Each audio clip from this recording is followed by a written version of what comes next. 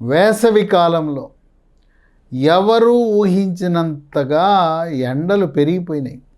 దీనంతటికీ కారణం విచక్షణారహితముగా చెట్లు కొట్టేయటం. పొలంలో గతంలో తాడి చెట్లుండేవి, లేదా సీమతమ్మ చెట్లుండేవి, పొలం మధ్యలో దెబ్బలుండేవి, గట్ల పక్కన పెద్ద పెద్ద దెబ్బలుండేవి, దెబ్బల మీద చెట్లుండేవి. రైతులు ఈ తాడి చెట్ల నీడలో పంట సరిగా పండదు, ఈ నీడ వల్ల నష్టం జరుగుతూ ఉంది, ఈ చేను మధ్యలో దెబ్బలు ఉండటం వల్ల ట్రాక్టర్తో దుక్కి దున్నటం కష్టమైపోతూ ఉంది. గతంలో ఈ నాగలతో దున్నేవారు, ఆ దెబ్బలేమి అడ్డం వచ్చేవి కాదు. ఈ నీడలో వరి పంట అయితే ఎదుగుతుంది కానీ అక్కడ దిగుబడి ఉండదు. అందువల్ల మొత్తం కొట్టిపారేశారు. ఇవాళ ఆంధ్రప్రదేశ్ రాష్ట్రంలో పలు జిల్లాలలో తాడి చెట్లను కొట్టేయటం వల్ల అసలు తాడి చెట్లు కనపడకుండా పోతూ ఉన్నాయి. ఈ చెట్లు కొట్టేయటం వల్ల బాహ్య వాతావరణం ఉష్ణోగ్రత పెరిగిపోతూ ఉంది.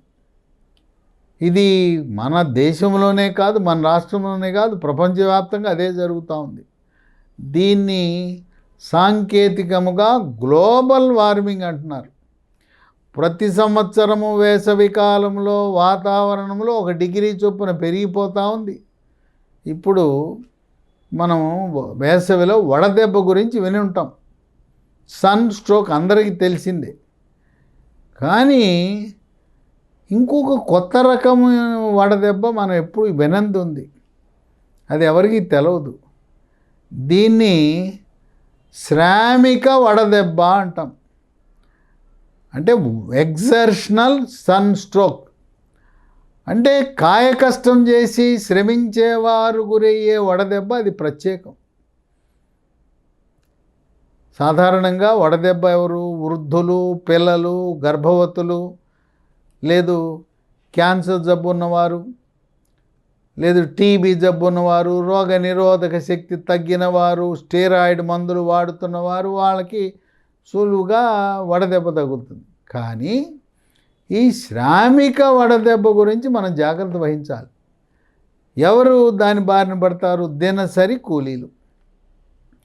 వేసవి కాలంలో ఉపాధి హామీ పనులను కేటాయిస్తుంది ఈ రాష్ట్ర ప్రభుత్వం, కేంద్ర ప్రభుత్వం.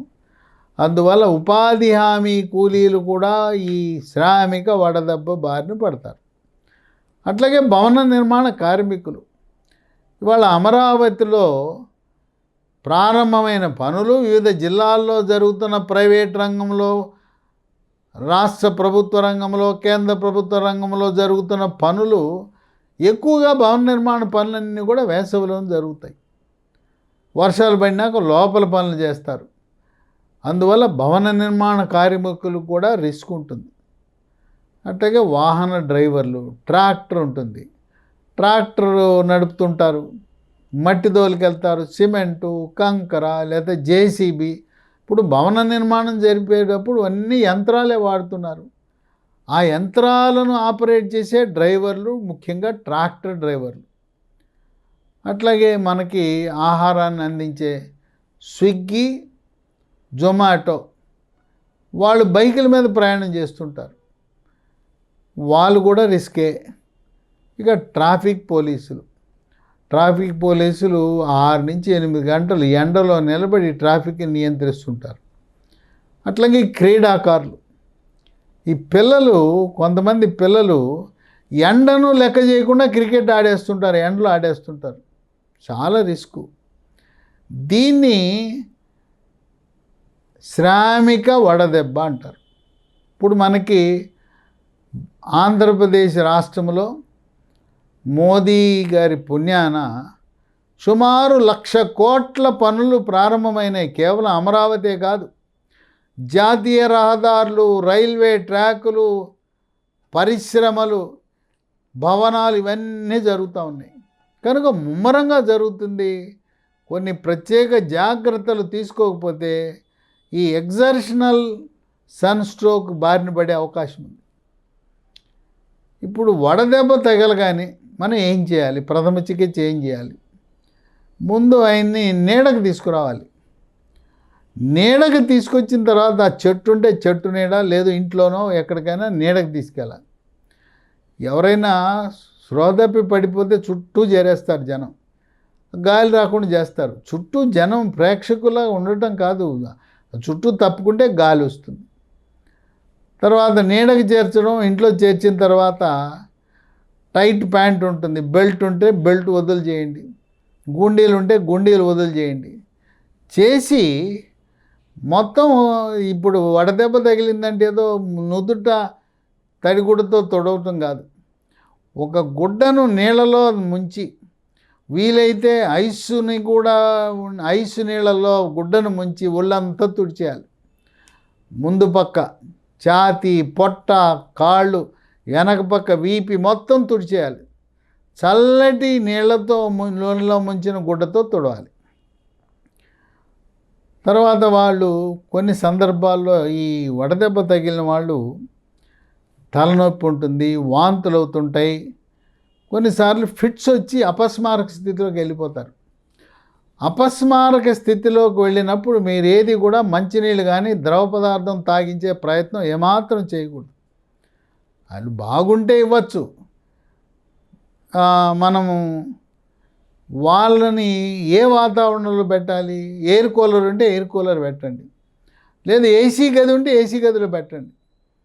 ఈ అపస్మారక స్థితికి వెళ్ళినప్పుడు మనం ఇంకా సొంత వైద్యం ప్రథమ చికిత్స కాదు, హాస్పిటల్కి తీసుకెళ్ళాలి. హాస్పిటల్కి తీసుకెళ్తే వాళ్ళు నరానికి ఎక్కిస్తారు, ద్రవం ఎక్కిస్తారు, గ్లూకోజ్ ఎక్కిస్తారు, సెలైన్ ఎక్కిస్తారు. ఆ విధంగా ప్రాణాలను కాపాడుతాం.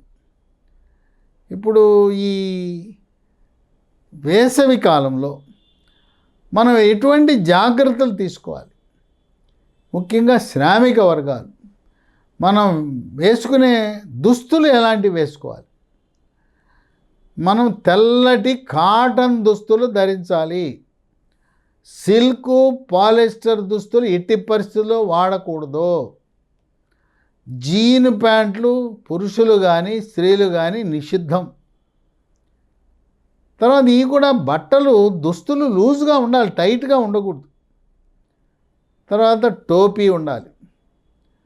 టోపీ కూడా మన క్రికెట్ అంపైర్ ఉంటుంది చూడండి, టోపీకి పక్కన ఉంటుంది, చుట్టూ ఉంటుంది పెద్ద టోపీ, ఆ టోపీ మంచిది, టోపీ పెట్టుకోవాలి. ఇంకా గొడుగు కూడా మనకి చక్కటి రక్షణ ఇస్తుంది. తర్వాత వేసవి కాలంలో దప్పిక అయినా కాకపోయినా 3 నుంచి 5 లీటర్ల నీళ్లు తాగాలి. గంటకి నీళ్లు తాగాలి. ఇక మనం తీసుకోవాల్సిన పండ్లు చాలా మంచివి ఉన్నాయి వేసవి కాలంలో. పుచ్చకాయ బ్రహ్మాండం. పుచ్చకాయ తినేటప్పుడు ఒక చిట్కా చెప్తాను. పుచ్చకాయ ఎర్రటి కండలో నల్లటి గింజలు ఉంటాయి, ఆ నల్లటి గింజలను కూడా నవిలేయండి. వాటి వల్ల మీకు ఎంతో మేలు జరుగుతుంది. ఆ పుచ్చ గింజలకు 10 రకాల ఆరోగ్య ప్రయోజనాలు ఉన్నాయి.